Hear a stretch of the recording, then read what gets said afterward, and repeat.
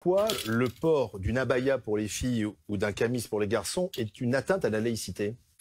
Pour être extrêmement clair, l'école, le collège, le lycée, c'est un sanctuaire. C'est-à-dire qu'on ne doit pas deviner la confession du jeune. C'est un lieu qui est protégé de tout prosélytisme religieux, politique ou idéologique.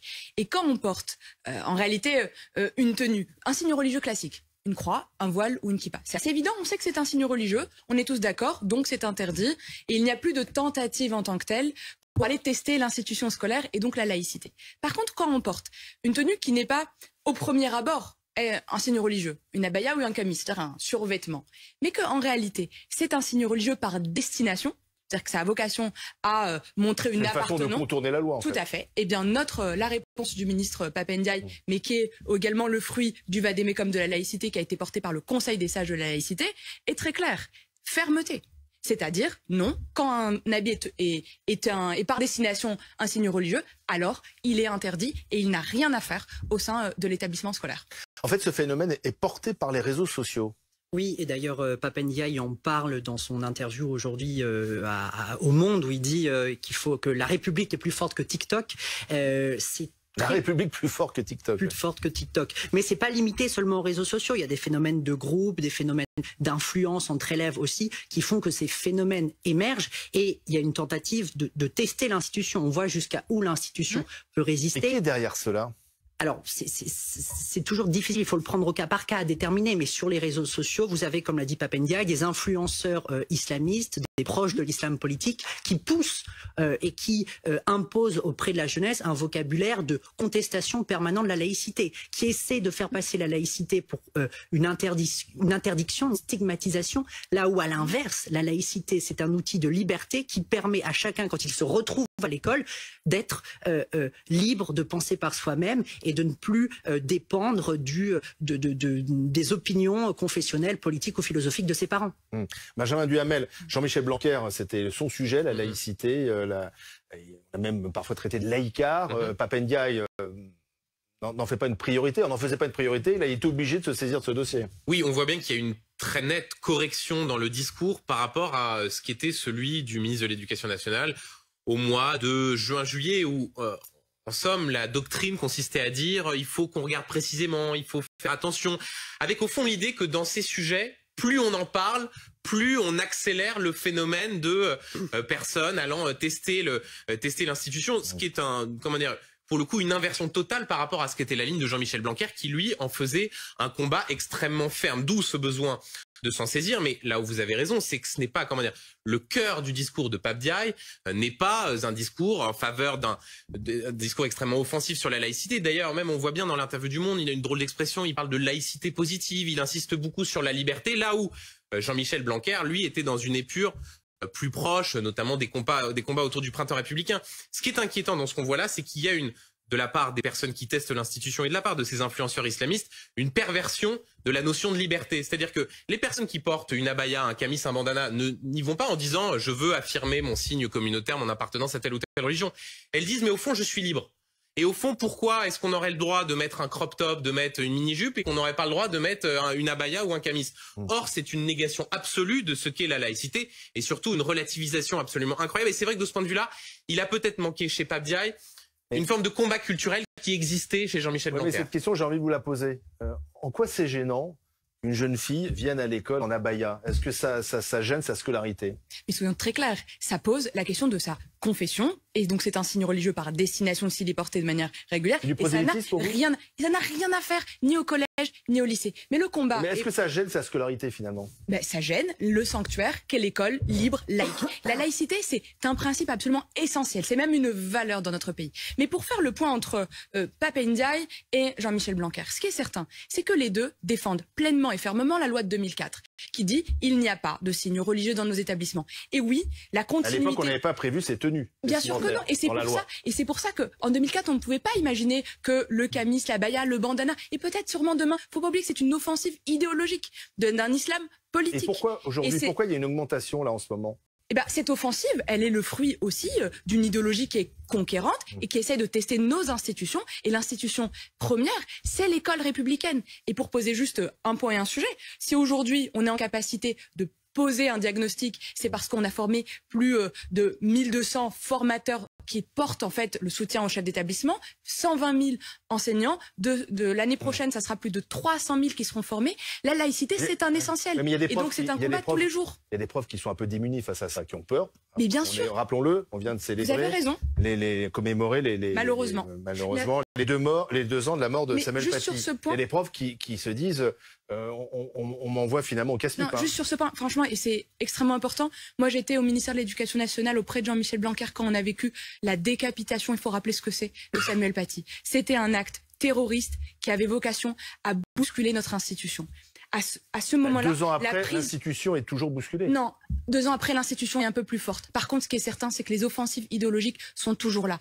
Et donc, le point essentiel, et c'est un soutien aux enseignants, il est ferme, il est réel, et le soutien fonctionnel, ça a l'air de rien de le dire comme ça, mais c'est ce qui s'est passé dans plusieurs cas. C'est-à-dire que tu as un chef d'établissement qui part à la gendarmerie, qui dépose plainte, et il y a les forces de l'ordre qui doivent protéger l'enseignant si besoin. Mais il ne faut pas frémir. C'est un endroit qui doit rester solide et dont les digues ne doivent pas diguer. C'est évidemment l'école. Oui, Adrien. Justement, ceux qui sont souvent en difficulté, c'est les enseignants, mais aussi les chefs d'établissement, parce que la difficulté qu'ils ont eue souvent face à ces tenues traditionnelles nouvelles, c'est de savoir est-ce que c'est une marque culturelle ou est-ce que c'est une marque religieuse. Et donc, ils attendaient depuis longtemps des instructions précises du ministère de l'Éducation nationale qui leur disent qu'est-ce qu'on fait. Il y a eu une circulaire, dès le mois de septembre, une lettre le 16 septembre qui disait notamment s'il y a un refus systématique d'ôter ces tenues ou si c'est tous les jours, à ce moment-là ça devient signe religieux. Mais le Conseil des sages de la laïcité avait travaillé sur cette question depuis début juin. C'est-à-dire que Pape Ndiaye a attendu pour qu'on fasse passer les consignes entre début juin et le 16 septembre. Donc c'est vrai que c'est là que je rejoins ce qui a été dit tout à l'heure. Disons que Pape Ndiaye, on ne peut pas dire qu'il n'en parle pas de ce sujet. Il en parle, il dénonce encore ce matin l'islamisme, etc. Mais c'est moins son cœur de sujet et il met plus de temps à s'exprimer sur cette question. Sur le sujet de Pape Ndiaye, puisque c'est le ministre avec qui je travaille tous les jours. Moi, ce que je vois, c'est que... Il n'y a pas de doute pour vous. Non, il n'y a pas doute. Je vois au contraire un combattant de l'école de la République. C'est pas la même ligne que Jean-Michel Blanquer. Mais on ne peut pas comparer les deux. C'est chacun sa personnalité, chacun ses méthodes. Par contre, ce que je vois, c'est que la ligne du gouvernement est très claire. C'est la loi de 2004. La ligne n'a pas changé. La ligne n'a pas changé. Maintenant, ce qui est certain, c'est que moi, le ministre que j'ai au quotidien au sein de l'Éducation nationale, c'est aussi le ministre qui protège cette école, qui protège ses enseignants et qui va dans la continuité de ses travaux. Et si la lettre est arrivée en septembre, il est arrivé juste avant, à la fin de l'été. Mais pour moi, le plus important, c'est de s'appuyer sur l'intelligence du Conseil des sages et de leur expertise sur les conseils des valeurs de la République. Il ne jamais ce Conseil des sages, Pape Ndiaye. Si vous regardez l'interview au Monde, par exemple, il n'y a aucune référence au Conseil des sages. Peut-être pas dans l'interview au Monde, mais moi, pour le coup, je le vois au quotidien. Je sais qu'il a reçu récemment... Pas plus que la formation des professeurs, qui est quand même un outil hyper essentiel pour faire en sorte que les chefs d'établissement, les professeurs, les assistants d'éducation soient tous au clair sur cette question. Là, il y a 130 000 professeurs qui ont été formés. C'est un tour de force depuis le printemps. Sur combien? Sur 1 million de personnels. Oui, mais 300 000 l'année prochaine. Mais c'est énorme. En peu de mois, c'est beaucoup, vraiment. Il faut connaître les questions, les plans de formation. Donc pourquoi il ne le met pas en valeur? Et puis, c'est vrai que mon confrère le disait, il y a vraiment eu un retard à l'allumage, une rentrée. Ça nécessite des mises au point dès le départ. Les chefs d'établissement qui, dès le départ, ont mis au cœur de leur rentrée, de leur réunion de rentrée avec leurs professeurs, la question des abayas, n'ont plus de problème d'abaya. Ça se met ça s'organise en amont de la rentrée. Ce retard-là, il fait sans doute aussi il explique aussi sans doute cette augmentation. Je l'entends et en même temps, moi, je souhaite pas qu'on laisse imaginer qu'il y a un transfert de responsabilité ou de charge. Ceux qui mènent cette offensive au sein de nos écoles, ce sont les milliers de vidéos aussi sur TikTok. Et d'ailleurs, il faut qu'on voit TikTok bientôt et c'est dans les tuyaux parce que c'est comment on enlève ça. Ce sont des mineurs sur TikTok, celles qui font de ces vidéos-là, elles appellent à déroger et à des actes sont-elles manipulées par des adultes et si c'est vrai, qui est derrière tout ça? Très sincèrement, il y a des milliers de vidéos, ça n'est pas spontané. Moi, je ne crois pas que ce soit spontané. Par contre, est-ce qu'on a des éléments de preuve? Eh bien, il faut qu'on ait les échanges avec la plateforme qui les diffuse. Il y a des milliers de vidéos. Ce sont des mineurs entre 13 et 17 ans. Ce n'est pas anodin. Et l'idée de ces vidéos, c'est de déroger à la loi de 2004. C'est-à-dire la loi est de faire des infractions à la laïcité. C'est quand même le sujet principal. Et comment on lutte contre ça? Avec la reconquête et un combat offensif pour une laïcité pleine et entière dans notre pays et aussi reconquérir le cœur des jeunes sur cette laïcité. Aujourd'hui, il y a un sujet. ils s'approprient pas ce magnifique principe qui est un essentiel. C'est aussi une fracture générationnelle. Oui. Sur la question générationnelle, aujourd'hui, c'est certain, il n'y a pas la même lecture de la laïcité chez les plus jeunes et les plus anciens. Ces jeunes, Benjamin Duhamel, ils disent mais j'ai le droit de m'habiller comme je veux. Mais voilà. Exactement. Puis il y a bien sûr, puisque c'est interdit, je défie l'interdit, ce qui est un réflexe aussi adolescent. Il y a peut-être chez ces jeunes un phénomène de, on va dire pas de contre-culture, mais de volonté de tester l'institution, même si on se limite à cette analyse, on ne voit pas la spécificité qu'il y a autour d'une forme de volonté d'entrisme islamiste. Mais là où c'est intéressant, et vous avez raison, c'est qu'il y a un sujet générationnel dans tous les sondages où l'on pose la question aux 18-25 ans de la façon dont ils perçoivent la laïcité, de la façon dont ils perçoivent le possible lien qu'il peut y avoir entre la laïcité et les discriminations, dans la façon dont ils perçoivent une forme de perversion de cette notion même de liberté. Il y a un combat à mener.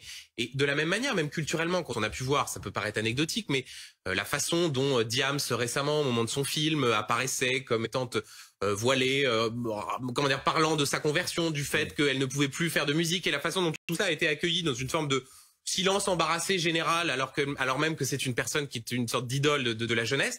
Cela pose question sur la façon dont les politiques sont à même d'expliquer que la laïcité est un facteur d'émancipation auprès des jeunes et auprès de ceux-là même que ça concerne et que ça va continuer à concerner. Et au moment où les Iraniennes arrachent leur voile en Iran, et c'est un combat, et je pense qu'il est absolument essentiel que dans notre pays à nous, il n'y ait pas d'indignation, de poids, de mesure. Enfin, permettez-moi juste cette parenthèse, parce qu'on ne peut pas soutenir ces femmes iraniennes et dire que c'est une avancée et qu'il faut les accompagner et que dans notre pays, eh bien, ne pas protéger ce principe absolument essentiel à notre cohésion nationale et donc le défendre et reconquérir le cœur des jeunes et l'esprit de certains jeunes parce que oui, c'est un essentiel. Merci à tous.